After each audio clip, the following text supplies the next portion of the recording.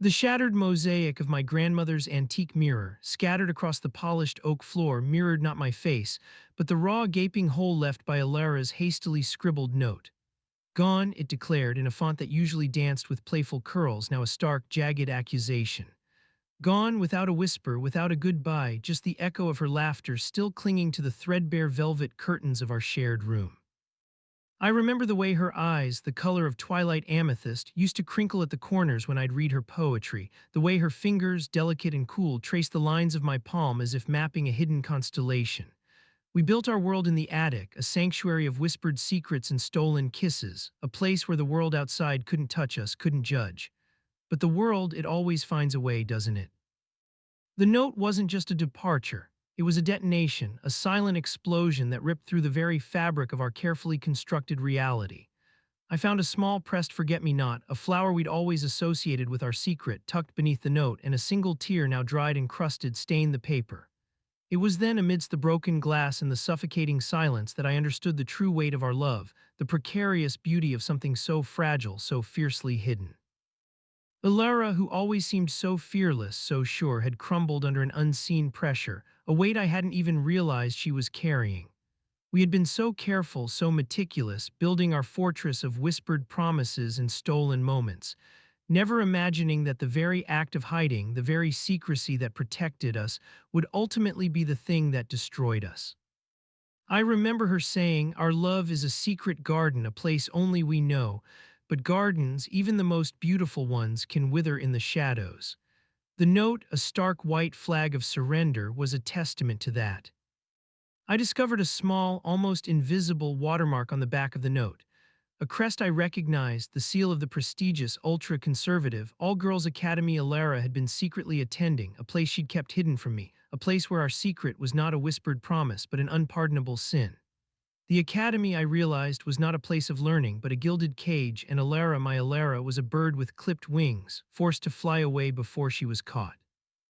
The silence that followed was a deafening roar, a constant reminder of the void Alara left behind. I spent days, weeks, months tracing the invisible lines of her absence, replaying every shared glance, every whispered confession, every stolen touch. I started to notice things I had missed, the subtle tremors in her voice when we spoke of the future, the fleeting shadows in her eyes when we dared to dream of a life beyond the attic. One night, amidst the dusty remnants of our shared memories, I stumbled upon a hidden compartment in the old wooden chest we used to store our treasures. Inside, I found a series of letters not addressed to me but to a name I didn't recognize, Julian. The letters were filled with a raw, desperate longing, a confession of a love that was not mine. They spoke of a shared history, a bond forged in childhood, a connection that predated our own. My world tilted on its axis, the carefully constructed narrative of our love shattering like the mirror.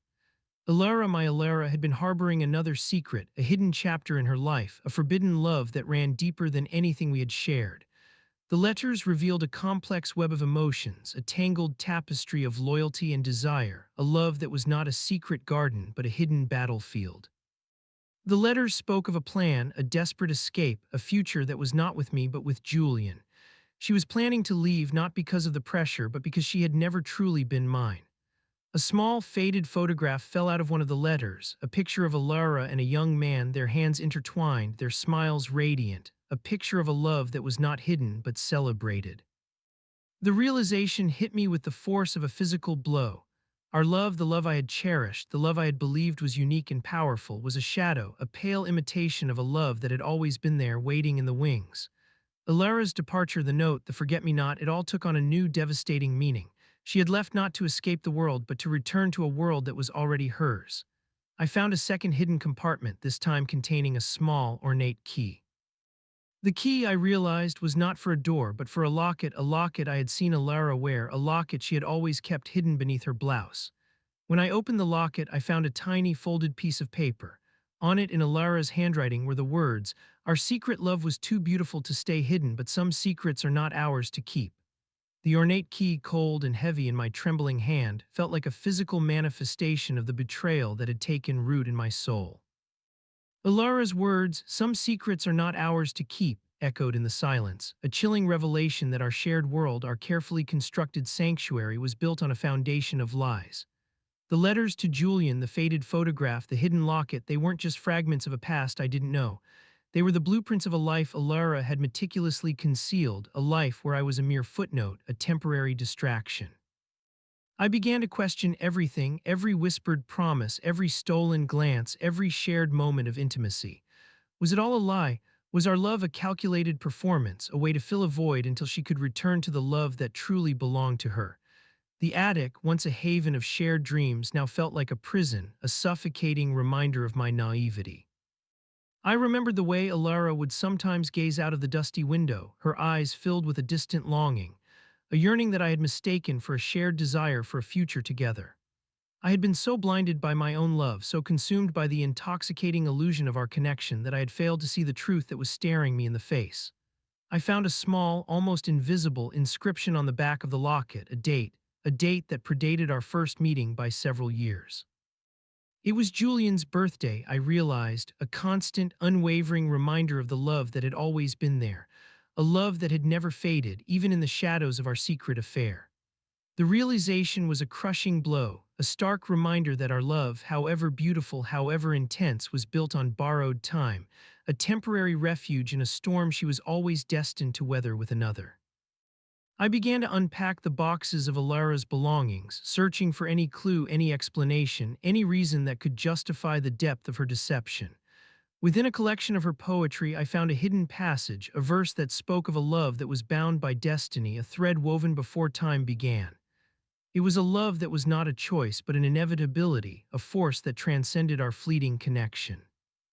It was then, amidst the scattered remnants of our shattered world, that I understood the true meaning of her departure. She hadn't left me for another person, she had returned to her other half, a love that had always been waiting, a love that was not a secret but a destiny. Inside a small, worn leather journal hidden beneath the floorboards, I found a detailed map not of a destination, but of a series of hidden rendezvous points marked with dates and times. These were not locations for our secret meetings, but for her clandestine encounters with Julian. Each marked location was a stark reminder of the double life she was living, a life where my love was a carefully constructed facade, a temporary escape from her true reality.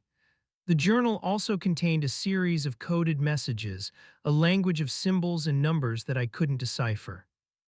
I realized with a chilling certainty that our love was not a secret garden, but a carefully orchestrated deception, a performance designed to mask a deeper, more profound truth. The coded messages in Alara's journal became an obsession, a puzzle I was determined to solve, a way to understand the intricate web of lies she had woven around us. I spent days, nights deciphering the symbols, cross-referencing the dates with the rendezvous points on her map, searching for a pattern, a meaning. The symbols I discovered were not random. They were astrological signs, each representing a significant moment in Alara and Julian's shared history. The numbers, I realized, were not codes but coordinates, GPS locations of places they had frequented, places where their love had blossomed, places where my presence was an unwelcome intrusion. Each location was a painful reminder of the life I had never been a part of, a life that existed parallel to our own, a life where my love was a mere shadow. I discovered a small, antique telescope hidden beneath a loose floorboard, a telescope that was not for stargazing but for observing specific locations marked on the map. Alara had been watching, observing, ensuring that her secret life remained hidden, that her carefully constructed facade remained intact. The telescope, a cold, metallic instrument of deception, was a stark reminder of the lengths she had gone to maintain her double life. I found a small, intricately carved wooden box hidden within the telescope's case. Inside, there was a single dried rose, a crimson bloom that had faded to a dusty brown, and a small, folded piece of paper. On the paper, in Alara's elegant script, was a poem, a love sonnet addressed to Julian, a declaration of a love that was eternal, a love that transcended time and space. The poem spoke of a bond that was unbreakable, a connection that was destined to be, a love that was not a secret but a constellation, a fixed point in their universe. It was then, amidst the faded petals and the eloquent verses, that I understood the true depth of her betrayal. Our love, the love I had cherished, was not a secret garden. It was a carefully constructed illusion, a temporary refuge in a storm she was always destined to weather with another. The poem also contained a hidden message, a series of letters embedded within the verses, letters that, when rearranged, formed a single word: eternum, eternity. Ilara's love for Julian was not a fleeting infatuation. It was an eternal flame, a love that had burned long before I entered her life, a love that would continue to burn long after I was gone. I realized that my love for Ilara, however genuine, however intense, was a mere flicker, a brief spark in the face of their eternal flame. A small, almost imperceptible scratch on the back of the wooden box revealed a tiny, hidden compartment.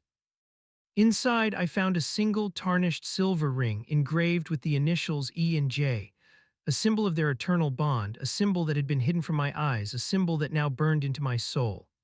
The ring, a tangible representation of their love, was a stark reminder that our secret love, the love I had believed was unique and powerful, was a mere echo, a faint whisper in the face of their eternal symphony.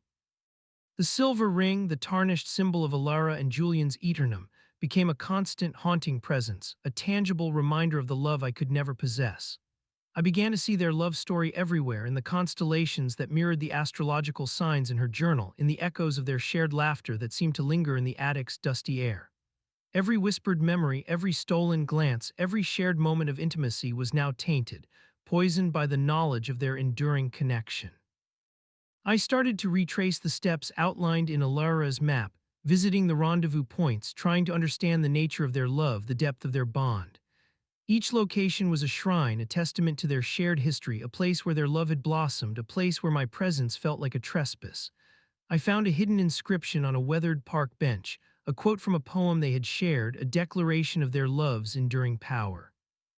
The inscription, a public display of their affection, was a stark contrast to our hidden, whispered love, a love that was always confined to the shadows. I discovered a small, abandoned theater, one of their rendezvous points where they had shared their first kiss.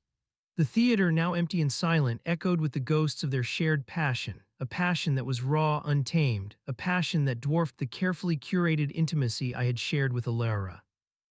Within the theater's backstage, I found a hidden compartment containing a collection of old playbills, each marking a significant moment in their relationship.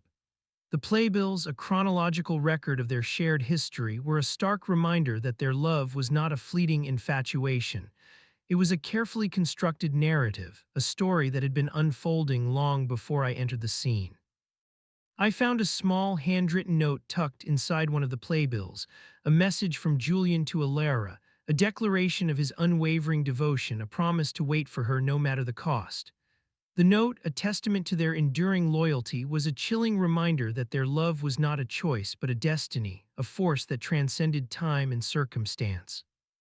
I started to understand the true meaning of Alara's words.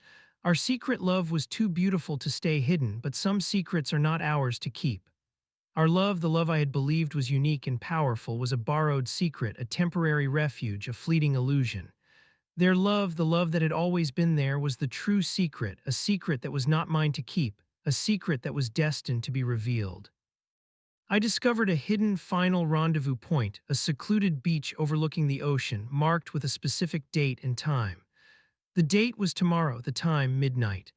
I realized with a chilling certainty that Alara was returning not to me but to Julian, to the love that had always been waiting, to the love that was not a secret but a destiny. A small, almost invisible symbol etched into the sand near the marked rendezvous point, a symbol I recognized from the coded messages, the symbol for eternum. It was a declaration, a promise, a final, unwavering testament to their eternal bond. The secluded beach, the final rendezvous point, became a stage for a tragedy I was powerless to prevent. The symbol etched in the sand, eternum, pulsed with a cold, undeniable truth. Alara was returning not to reclaim a lost love but to embrace a love that had never truly left. I arrived hours before midnight, the anticipation a suffocating weight, the waves crashing against the shore a mournful symphony. I watched the moon, a silent witness, cast long, distorted shadows across the sand, each shadow a reminder of the secrets that had been kept, the lies that had been woven. The tide, relentless and unforgiving, mirrored the relentless, unforgiving nature of their love, a love that had washed away the fragile foundations of my own. I saw a small boat approaching, its silhouette a dark, ominous shape against the moonlit water. As it drew closer, I recognized the figure at the helm, Julian. He was older than I had imagined, his eyes carrying the weight of years, but still burning with the same unwavering devotion I had seen in his letters. Ilara emerged from the cabin, her face illuminated by the soft glow of the moon, her eyes radiating a love that was not mine. They embraced a silent, powerful reunion, a culmination of years of longing, years of hidden rendezvous, years of a love that had transcended time and distance. I watched, a silent observer, as they walked hand in hand along the shore, their figures disappearing into the darkness, leaving me alone with the crashing waves and the echoing silence. The symbol Eternum, now partially erased by the tide, remained a final, chilling testament. As the boat turned and began to head out to sea, a small, almost invisible light flickered from the cabin. It was a projection, a constellation of stars projected onto the cabin's ceiling. The constellation, I realized, was not random, but a map of the stars that aligned on the night they first met, a celestial map of their destiny.